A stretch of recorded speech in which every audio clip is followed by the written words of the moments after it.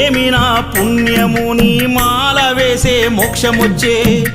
ఎంతమందికుంటుందయ్యా నిన్ను చేరే అదృష్టం ఆనందం పొంగేనయ్యా నిన్ను చూసిన క్షణం తండ్రి నిన్ను చూడంగానే కన్నీరు తన్నుకొచ్చే ఒక్కసారిగా నన్ను గన్న తల్లిదండ్రులు గుర్తుకొచ్చే చక్కని మల్లె జాజి పూల పరుపు వేసి బంగారు